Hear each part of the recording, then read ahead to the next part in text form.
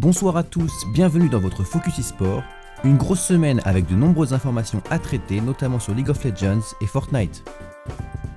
Le partenariat entre le Lindsay Mag et Gamespell avance bien, nous aurons notamment une annonce à vous faire plus tard dans la soirée, des articles vont commencer à apparaître petit à petit sur le site, sachant que nous sommes toujours à la recherche de rédacteurs. La Ligue féminine sur League of Legends s'est terminée récemment, le tournoi s'est déroulé en ligne et ne comportait pas que des équipes françaises, 300 € de cash prize, des équipements gaming et des Riot Points étaient à gagner. Nous aurons l'occasion d'en discuter avec notre invité de la semaine. On va aussi parler de la fin du LoL Open Tour avec les derniers résultats des phases finales jouées à Disneyland. Il semblerait que Mickey soit rentré dans l'e-sport. Et pour finir ce focus, nous allons discuter du mercato et des possibles changements de joueurs et rosters pour la saison à venir. La question sera de savoir qui aura la meilleure équipe sur le papier pour le prochain championnat annoncé par Webedia.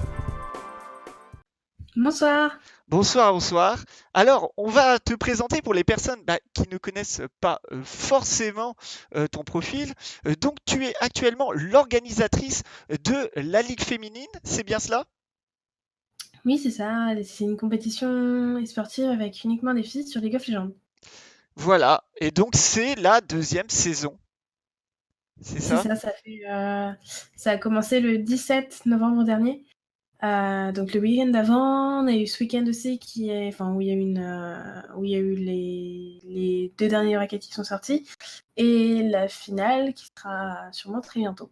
On va commencer les hostilités donc avec la Ligue féminine. La Ligue féminine, c'est donc cette compétition qui rassemble des équipes exclusivement féminines sur le jeu League of Legends. On avait donc plusieurs groupes, 4 poules qui se sont faits il y a une semaine et demie, grosso modo. Et là, on avait dans les tournois, un tournoi plutôt Elite et un tournoi plutôt Challenger. Et ça va être bientôt la finale, Niwa, tu nous en parles? Mais écoutez, là, normalement, ce week-end, il y a eu 2 poules.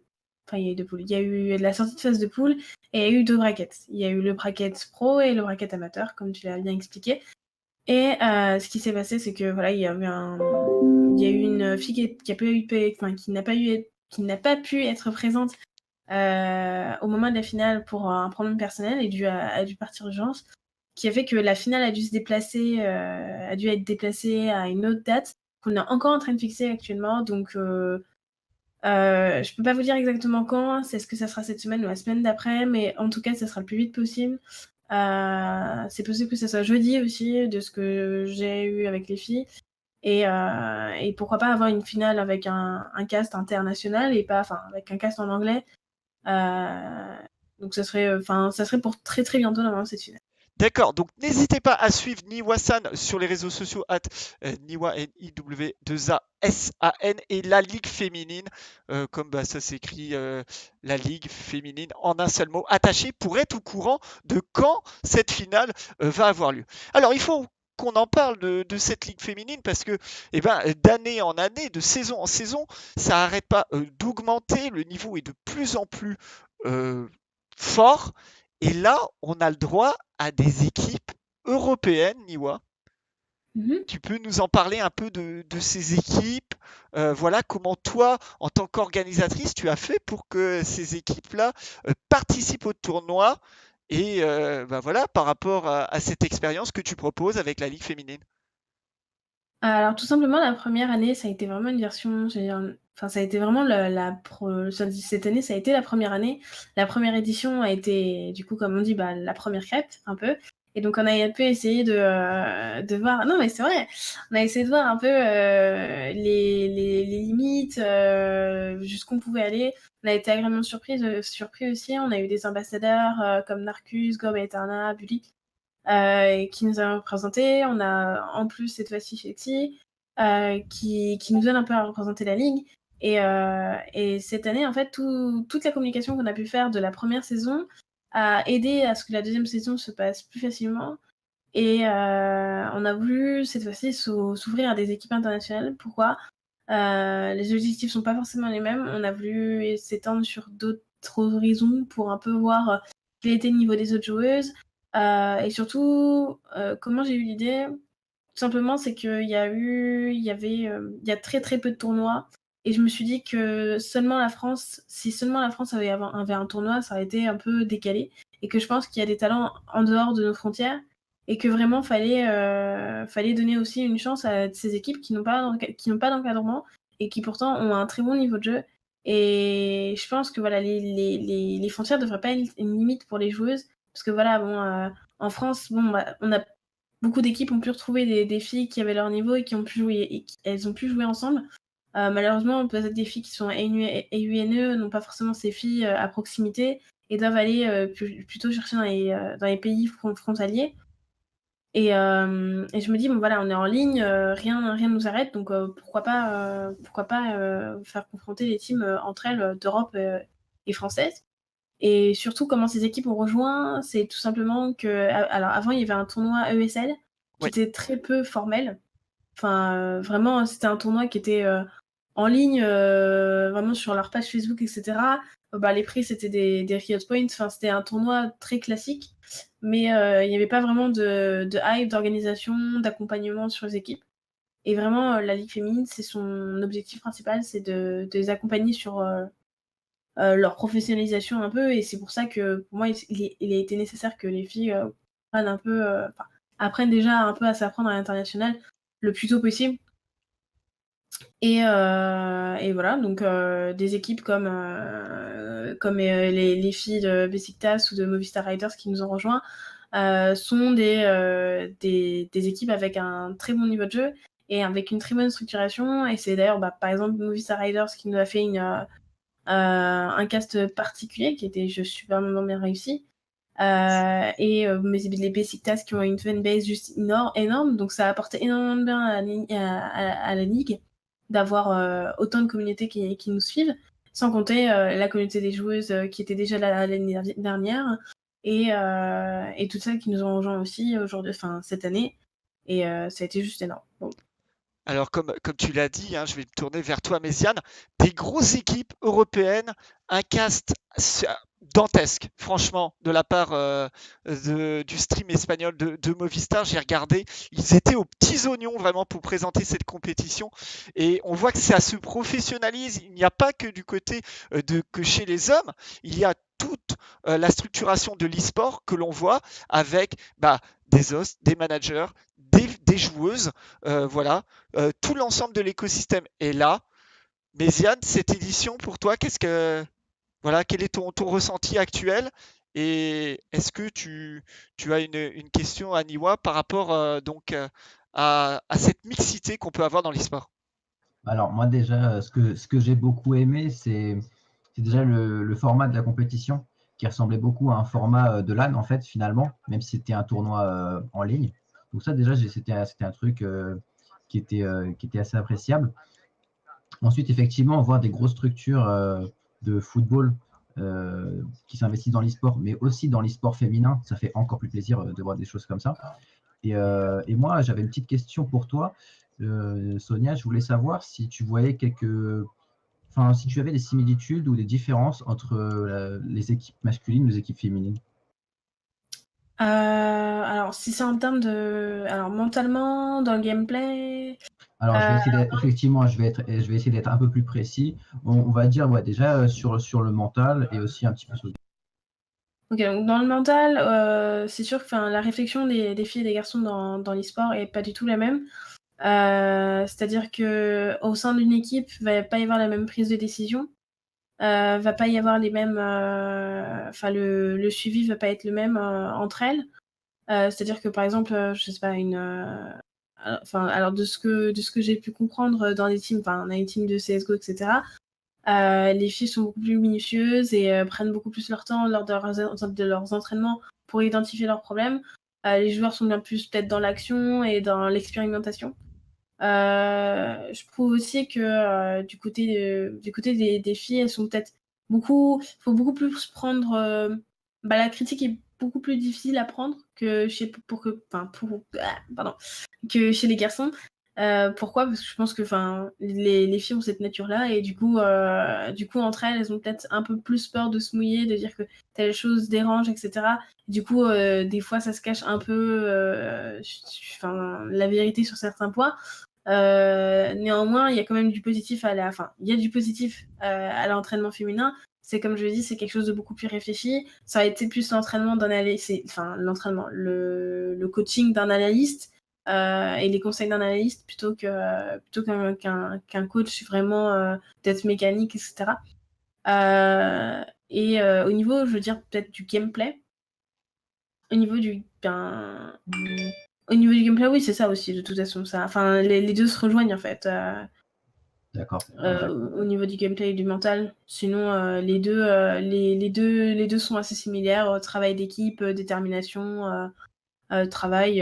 Voilà, une équipe e-sport, qu'elle soit féminine ou masculine, c'est les mêmes efforts à la fin, quoi. D'accord, parce que moi, du coup, en fait, au final, je trouvais qu'il y avait quasiment que des similitudes au final, parce que on va pas se mentir, hein, chez les garçons aussi, on a des personnes qui n'aiment pas la critique, hein, qui sont vraiment des petites stars, hein, on va pas se mentir.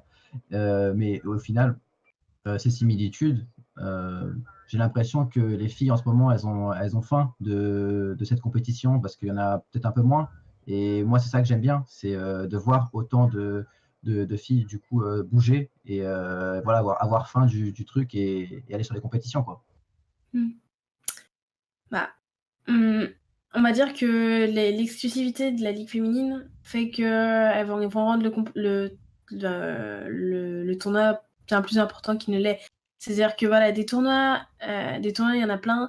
Des tournois qui te permettent de rencontrer d'autres filles qui en fait font exactement le même taf que toi toute l'année. Déjà, il y a un échange d'expérience qui peut être très intéressant.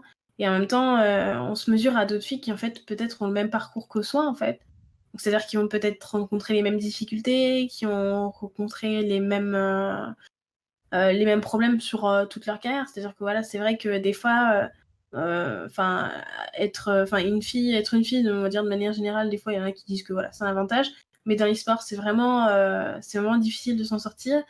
Et, euh, et je peux comprendre, moi j'ai reçu des messages, par exemple, d'une fille, je l'avais reçu un mail euh, d'une fille de chez Movistar Riders qui m'a expliqué comme quoi fallait tenir bon, que la scène féminine était quelque chose de très friable, parce que personne n'a pris le temps de s'investir dessus, pas parce que c'est pas un domaine à risque, non, pas du tout, c'est juste que voilà, c'est un domaine masculin, donc du coup, les hommes ont peut-être un peu plus de mal à s'identifier, et du coup, c'est pour ça que c'est aussi aux filles de prendre des initiatives pour créer ce genre d'événements, et, euh, et rassurer les autres filles en fait. Il faut que d'autres filles accompagnent les autres et montrent à tous les gamers, qu'ils soient filles ou garçons, que nous aussi on est capable d'organiser des événements, de soutenir entre nous, etc.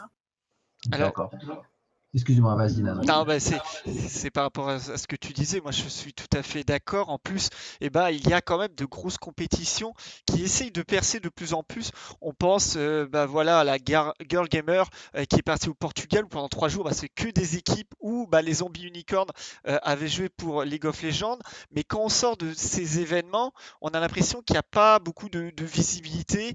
Il y a des ligues, mais les ligues, comme tu le dis, il faut vraiment que tout le monde fasse des efforts, peut-être beaucoup plus d'efforts que pour certains garçons, voilà, des joueurs d'équipe normale, parce que voilà, on a moins de visibilité, il y a moins de cash price, il faut le dire, alors que parfois les performances sont équivalentes.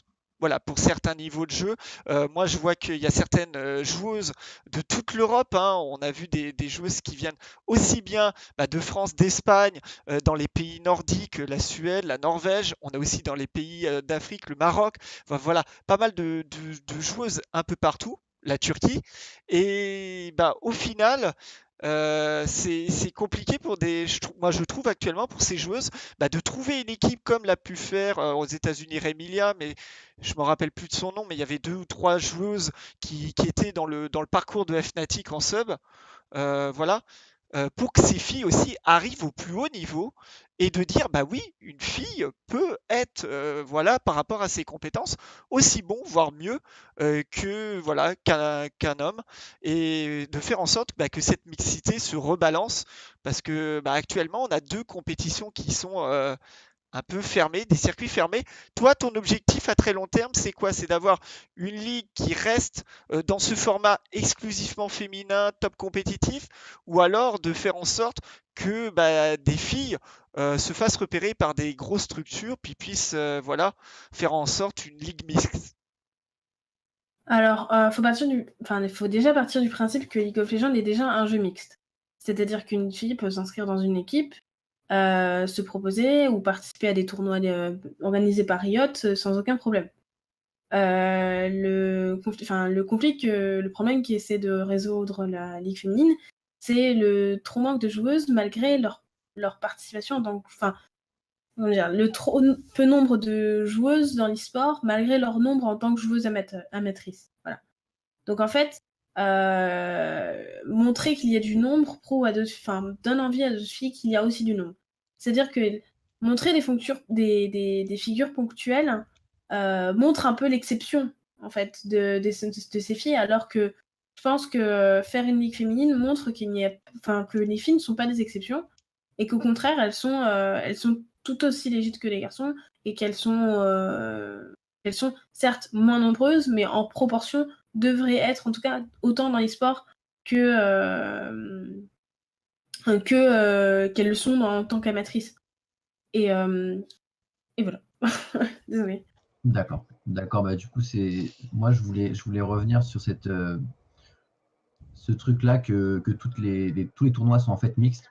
Moi, ce qui me fait marrer, ce qui me fait rire, c'est que à Dota, en fait, j'ai toujours joué quasiment toutes les compétitions françaises qui étaient possibles sur Dota 2. Et j'ai souvent rencontré Lewella, Superbull. Donc, au début, je ne savais pas. Donc, je pensais que c'était des joueurs masculins, on va dire. Et puis, petit à petit, en connaissant un peu plus les personnes, bah, j'ai appris qu'en fait, c'était des femmes. Et puis, ça ne me posait aucun problème. Il n'y a aucun problème sur le fait de jouer en mixte. Et puis, pareil, je pense que c'était pareil pour les équipes qu'ils avaient recrutées. Bah, ils se connaissaient bien. Et du coup, ça s'est fait, quoi.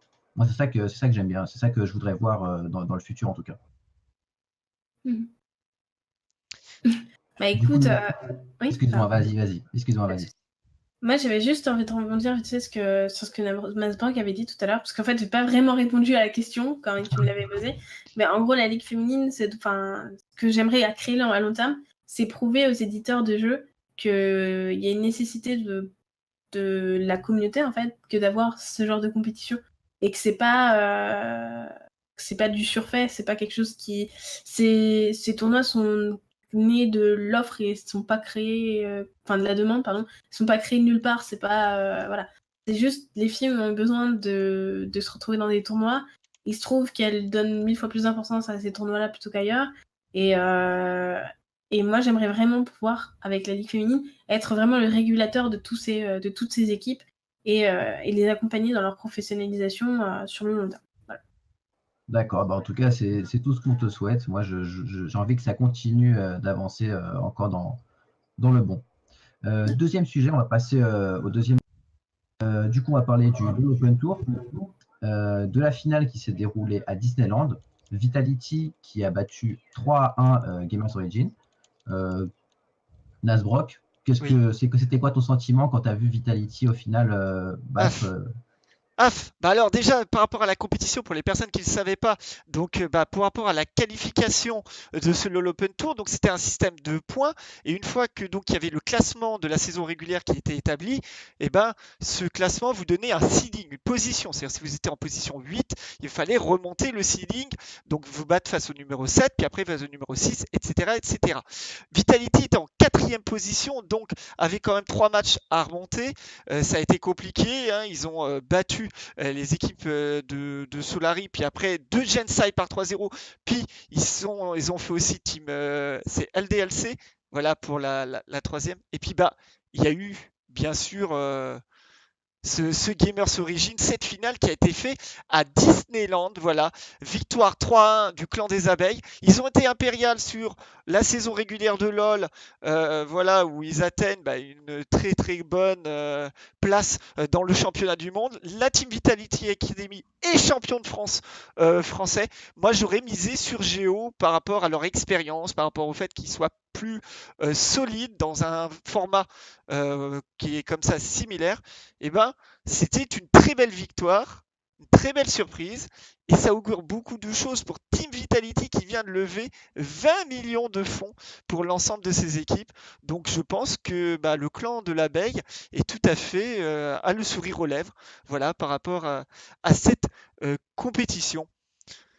Cette compétition de League of Legends va changer dans le futur, Méziane, hein.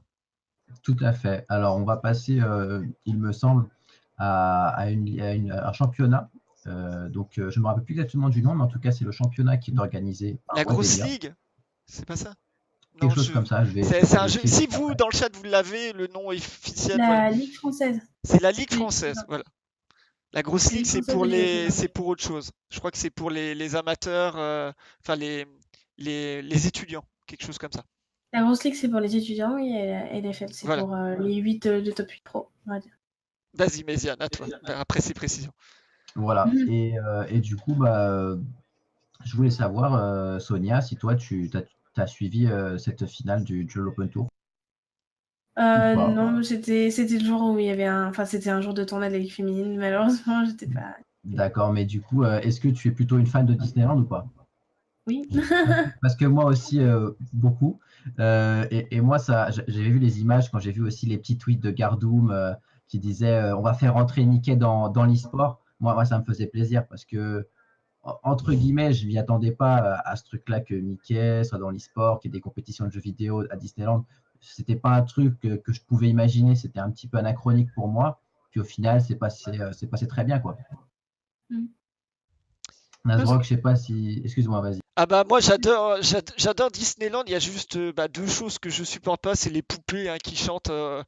C'est un monde merveilleux. Voilà, ce genre de choses et tout ce qui me fait tourner. Donc les chaises. Je vois mal, tu sais, une compétition faire dans les chaises. Les chaises volantes ou alors dans les tasses qui tournent. Ça serait peut-être un bon side event pour essayer de faire jouer des joueurs dans ces conditions, je ne sais pas. Voilà, on avait dit Méziane, que c'était les perdants qui seraient, voilà, qui auraient le tour gratuit de manège, je crois. Tout à fait.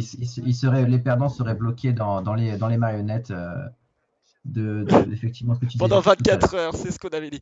Non, moi je trouve ça super hein, qu'un lieu aussi mythique, voilà, un symbole de Paris accorde, voilà, tout ce qui est en termes de location de salle pour pouvoir faire un tel événement. Voilà, et c'est main dans la main. Moi, j'ai trouvé ça super bien organisé. Donc, tant mieux, ça ne peut que aider l'e-sport français. On en reviendra à l'e-sport français avec les finales qui vont arriver bientôt des LCS, enfin de la LEC maintenant. Moi, j'avais juste une question pour Niwa, parce que par rapport à ces équipes qui seront dans cette ligue française, ce n'est que sur dossier. Est-ce qu'il y a des équipes euh, fr- françaises ou européennes féminines qui ont postulé pour cette ligue?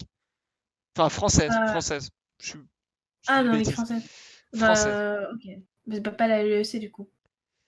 Parce que dans Pas la pour LEC, la il y a LEC, une pour équipe la. féminine dans la LEC. Enfin, qui n'est pas Ah bah féminine. ça sera une autre. Ça sera une Ça, autre c'est autre question. chose. Mais pour la ligue française déjà. Parce qu'on a du très bon niveau. Ça va être... Franchement, ça va être compliqué parce que, en fait, alors, la Ligue française, c'est le top 8 professionnel, on est d'accord. Les gens qui Oui. postulent. Voilà. Donc, c'est l'équivalent, je crois que ça s'arrête. Là, par exemple, tu vas regarder la LAN de Arles. La Maximus, Est-ce que oui. tu vois la Maximus Cup? Oui. Il y a une sorte de top 8 un peu. Il y a un qualifier qui s'est fait en ligne, etc. Donc, le top 8, je crois que ça va jusqu'à Oplon, D'accord. aujourd'hui. Donc, aujourd'hui, on n'a pas d'équipe féminine qui ont un niveau Oplon. Voilà. D'accord. Donc, au niveau déjà des équipes féminines qui sont créées à l'heure d'aujourd'hui pour pouvoir postuler, voilà, les équipes féminines qu'on connaît déjà, qui sont structurées, parce que je pense que voilà, pour avoir un bon dossier, il faut avoir une structure derrière, etc. Donc c'est Dislone ou Occitanie, donc mon équipe. Mais sinon, en équipe féminine aussi, on a eu Omerix qui ont créé leur équipe il n'y a pas très longtemps, mais elles sont vraiment toutes nouvelles. Mais sinon, oui, pour l'instant, ces équipes-là ne sont pas encore prêtes pour postuler dans cette grosse ligue française. Après, pourquoi pas d'ici 1 ou 2 ans vraiment atteindre ce niveau et rentrer D'accord. dans la ligue. Bon. Eh ben, on va passer donc sur le troisième sujet, hein, j'ai un petit peu teasé. C'est donc le nouveau format des LCS qui s'appelle la LEC, hein, donc League European Championships. Voilà, un système de franchise fermé avec des équipes qui étaient déjà en LCS. On pense notamment à Fnatic, à des équipes comme Splice, mais aussi avec de nouvelles équipes, des équipes qu'on connaît bien quand on suit tout l'univers multigaming. On pense à Excel eSport qui a une très très grosse line-up sur Rocket League.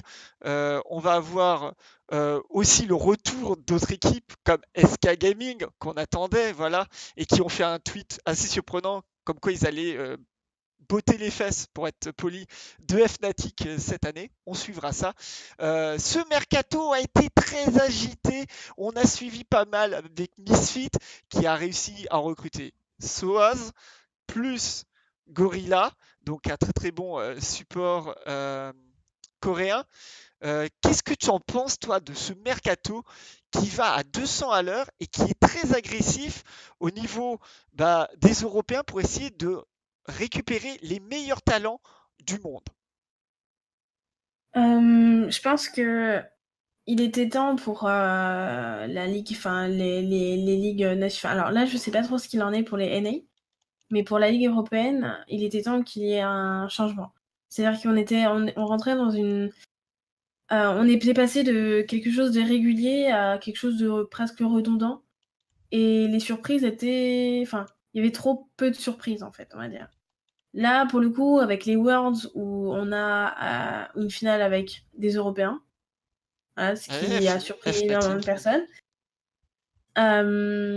Et maintenant, la LEC avec l'entrée d'autant de nouvelles équipes, parce que concrètement, il y a des équipes qu'on n'aurait jamais vues avant, c'est-à-dire que Rogue, par exemple, je ne penserais pas qu'elle allait rentrer dans la ligue européenne. Rogue, qu'il faut savoir, souligner, c'est une structure américaine qui s'est expatriée en Europe et qui reste maintenant full européenne. Voilà, pour les personnes qui ne savent pas pourquoi c'est un peu compliqué de rentrer dans ce système. Voilà, petite précision. Ok. Et d'ailleurs, concernant après, je sais plus trop, j'ai pas eu vent de toutes les équipes. Je sais que Vitality est rentré, mais Vitality était déjà dedans. Oui. Enfin bon, après c'est.